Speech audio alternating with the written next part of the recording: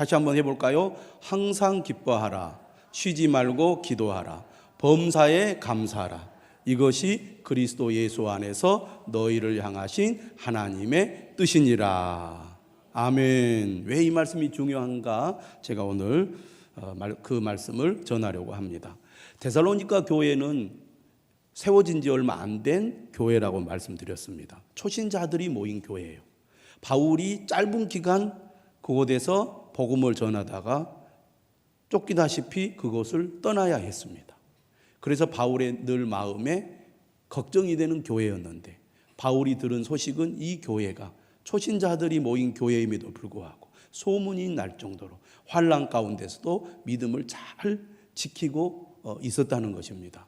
바울은 오늘 이 데살로니가전서 5장 마지막 부분에서 꼭 하고 싶은 권면의 말을 하고 있는데, 믿음을 잘 지키기 위해서는 교회가 든든하게 서야 한다는 것이죠.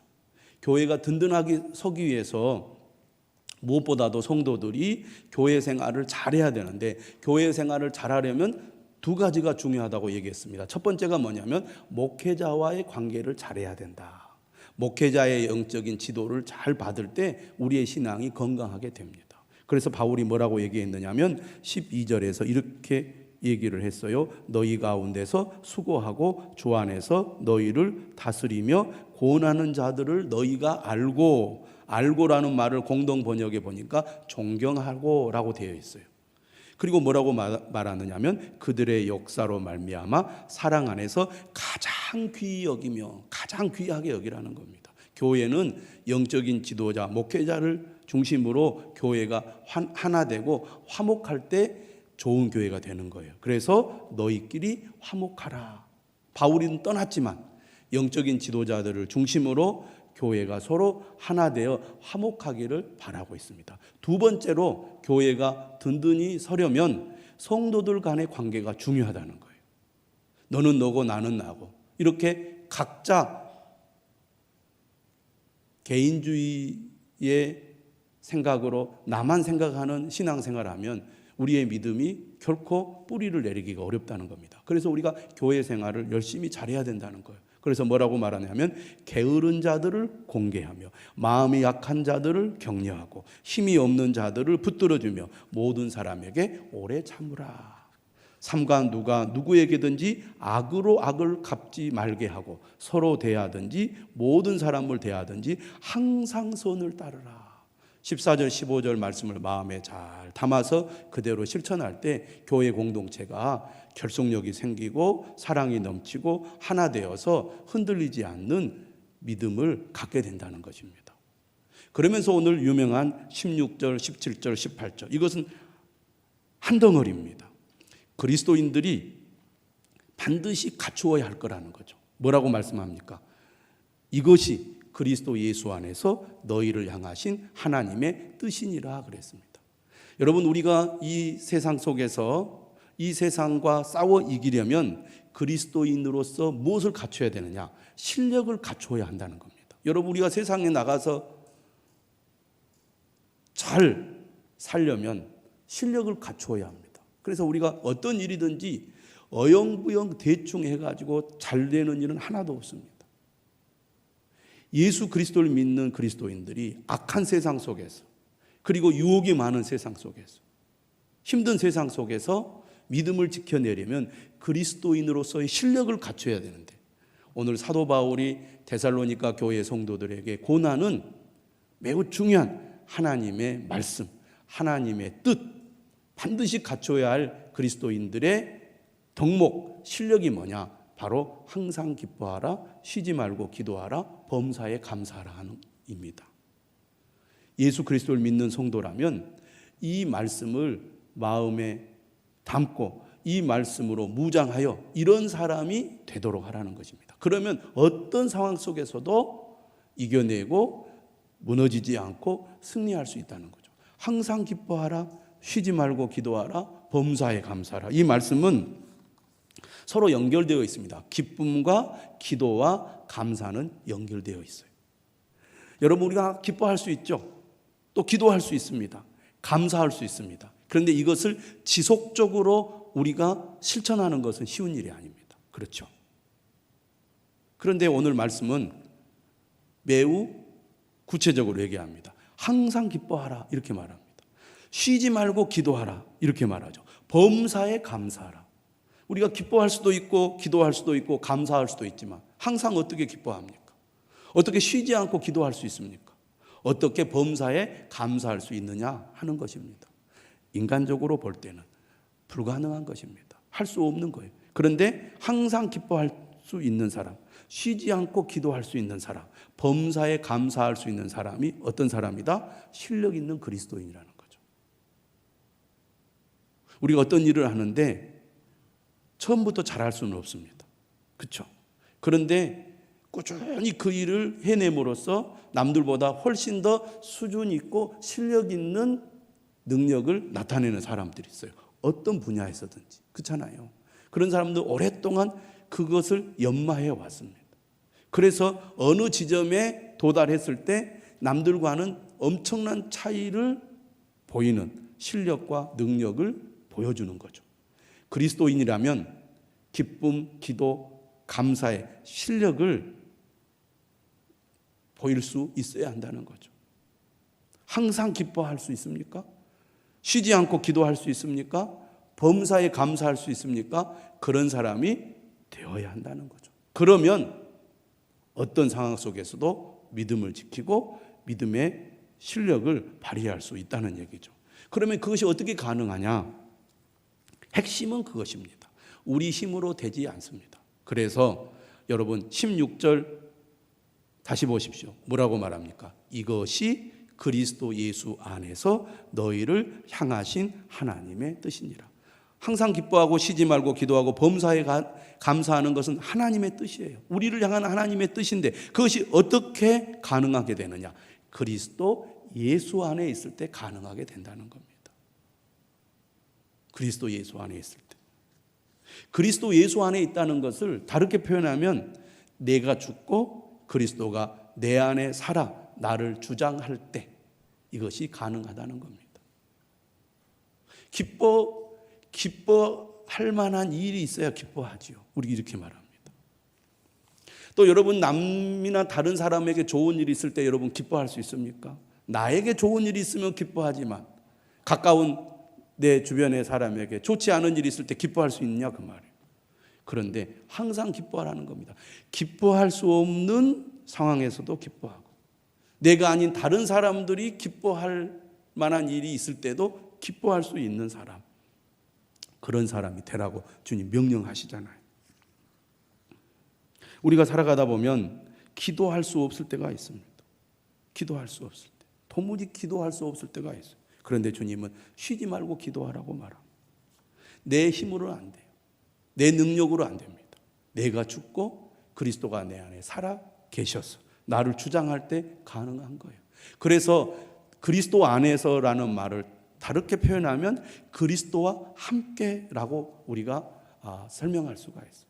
그리스도와 함께. 우리가 그리스도와 함께 있을 때 항상 기뻐할 수 있고 쉬지 말고 기도할 수 있고 범사에 감사할 수 있습니다. 처음에는 안 돼요. 그러나 우리가 그리스도 안에서 끊임없이 기뻐하고 끊임없이 기도하고 끊임없이 감사함으로써 이러한 사람이 되도록 하자는 것입니다. 여러분 기쁨은요 선택입니다. 주님이 명령하신 거예요. 기뻐하라. 우리가 그 명령에 순종해야 합니다. 기뻐할 수 없음에도 불구하고 기쁨을 선택하고 기뻐하기로 우리가 순종하는 것입니다. 그러기 위해서는 우리가 어떻게 해야 됩니까? 정말 우리가 그리스도 안에 있을 때, 그리스도와 함께 살 때 내가 지금 이 상황에서도 기뻐할 것이 무엇인지를 찾게 된다는 거예요.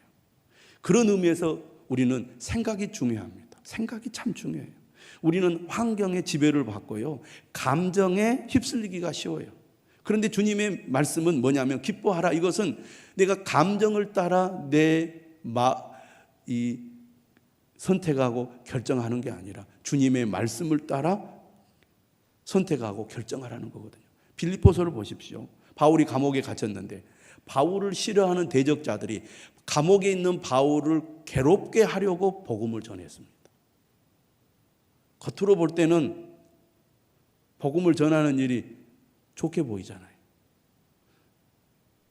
그런데 그들의 속내는 바울을 더 괴롭게 하기 위해서 복음을 전했어요. 얼마나 괘씸합니까? 얼마나 간사합니까? 얼마나 야비합니까? 그렇게 생각할 수 있잖아요. 그런데 바울은 그렇게 생각을 안 했어요. 그들이 좋은 뜻으로 복음을 전하든지 나를 괴롭게 하려고 복음을 전하든지 전파되는 것은 그리스도니 나는 기뻐하고 기뻐하리라. 이것은 바울이 내가 이 상황에서 기뻐할 것이 무엇인지를 자신이 찾아서 선택했다는 거예요. 여러분, 어떤 상황에서든지 우리가 정말 괴롭고 속상할 것도 있지만 반대로 우리가 찾아보면 그 가운데서도 기뻐할 것이 있다고 말입니다. 우리가 겪는 고난이 힘들고 고통스럽지만 그 가운데서도 우리가 기뻐할 제목을 찾을 수 있다는 거예요.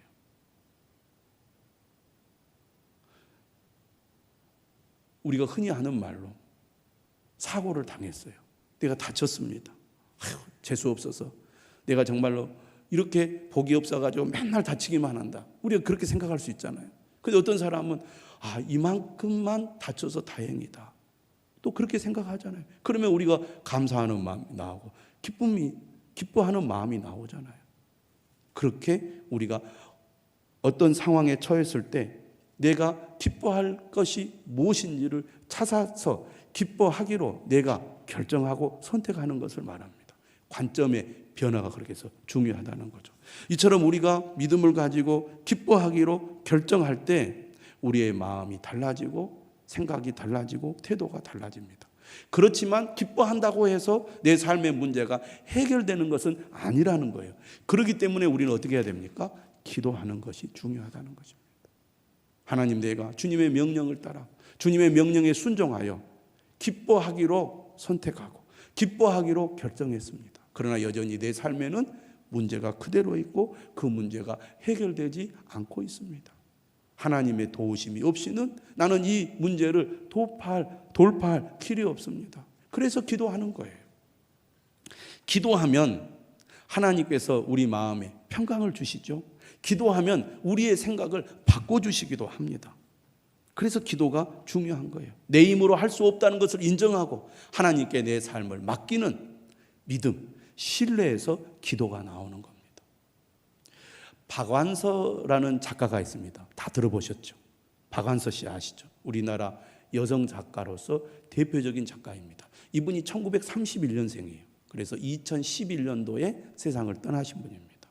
한국 문학계에 아주 큰 획을 그은 아주 유명한 분인데 이분이 서울대학교를 중퇴를 했어요. 그러니까 6.25를 거치신 분이면서 6.25 때 자기 오빠가 세상을 떠나는 이런 아픔도 겪은 사람인데 이분이 40살 되었을 때 이제 작가에 등단을 합니다. 그래서 나목이라는 소설을 써서 이제 그 문학계에 이제 등장을 하게 되는데요. 이분이 참 많은 소설을 썼습니다. 그런데 1988년에 그가 큰 아픔을 겪습니다. 남편이 암으로 세상을 떠나고 불과 몇 개월 뒤에 아들이 사고로 세상을 떠나요. 여러분, 얼마나 고통이 되었겠습니까? 근데 이 아들이 어떤 아들이냐면 공부를 잘했고 성격도 좋아서 의사가 되었는데요. 봉사도 잘하는 훌륭한 아들이었습니다. 한 번 아들에게 무엇이 되고 싶으냐고 물었더니 자기는 방사선과 의사가 되겠다고 했다고 합니다. 왜 하필이면 사람들에게 별로 눈에 띄지 않는 방사선과 의사를 하려고 하느냐? 이렇게 묻자 아들이 이렇게 대답했다는 겁니다. 사람들이 다 싫어하니까. 제가 안 하면 누가 하겠어요? 이렇게 말하는 착한 아들이었는데 그런데 그 아들이 그만 세상을 떠나버리고 만 겁니다. 여러분, 얼마나 충격이고 고통스럽겠습니까? 이분이 이제 가톨릭 신앙인인데요. 84년도에 이제 예수 그리스도를 믿고 신앙생활을 시작했는데 88년도에 그런 일이 났으니 그 얼마나 충격이 컸겠습니까? 그래서 하나님에 대해서 원망을 하면서 하나님, 제게 왜 이러세요? 하나님, 이러시면 안 되잖아요. 내게 왜 이런 시련을 주십니까? 그런데 아무리 부르짖어 기도해도 하나님께서 아무 말씀도 안 하시더라는 겁니다. 그러니 그가 얼마나 괴롭겠습니까? 그래서 외태우면서 하나님께 한 기도가 뭐였냐면, 하나님 한 말씀만 하소서. 그래서 그가 한 말씀만 하소서라는 책을 썼어요. 한 말씀만 하소서. 딱 한마디만, 도대체 자기에게 왜 이러는지 딱 한마디만 해주면 좋겠다는 그런 마음으로 하나님 앞에 기도하는데 여전히 하나님은 대답하지 않으시더라는 겁니다. 내 아들이 죽었는데도 기차가 달리고 계절이 바뀌고 아이들이 유치원 버스를 기다리고 있다는 것까지는 참아줬지만 88 올림픽이 여전히 열리리라는 건 도저히 참을 수가 없을 것 같았다는 거예요. 책에 그런 내용이 나와요. 그때 나는 몇 날 며칠을 밤이나 낮이나 주님을 찾아 대들고 몸부림쳤습니다. 내가 왜 이런 고통을 받아야 하나? 한 말씀만 하시라고 애걸복걸도 해보았다고 합니다. 그러나 주님은 끝내 아무 말씀도 없으셨다는 거예요.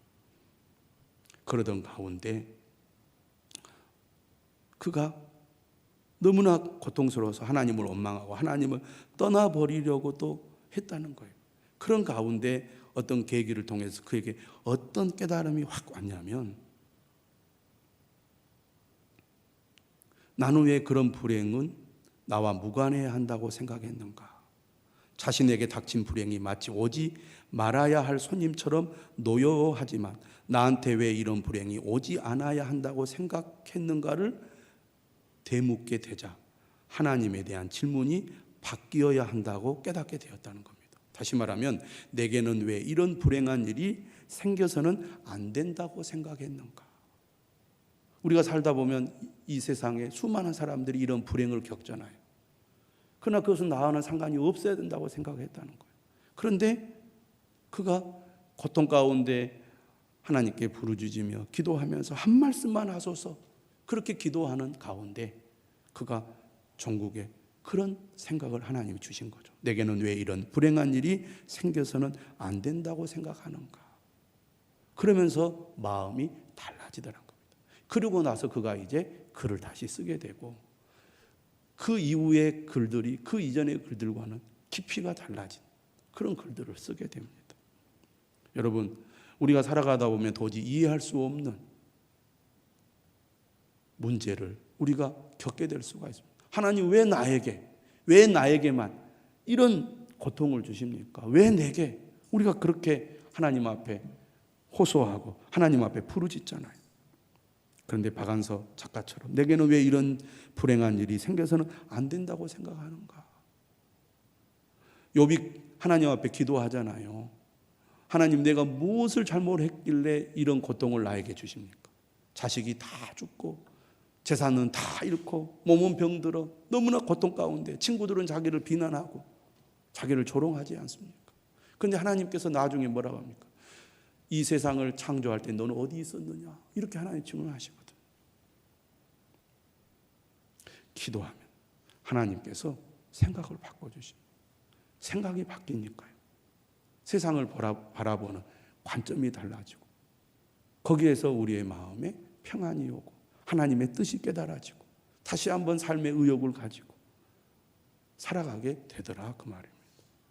그런 의미에서 우리가 쉬지 말고 기도하는 것 매우 중요하다고 하겠습니다. 쉬지 않고 기도할 때 하나님의 뜻을 깨닫게 되고 그 가운데 우리가 기쁨도 회복될 뿐만 아니라 진정으로 감사하는 사람이 될 수 있다는 것입니다. 우리가 모든 일에 감사한다는 거 불가능한 일이죠, 인간적으로는. 그러나 쉬지 않고 기도하는 사람에게는요, 항상 기뻐할 수 있는 힘도 얻게 되고 또 범사에 감사할 수 있는 사람이 될 수 있다는 것입니다. 거기에 능력이 있습니다.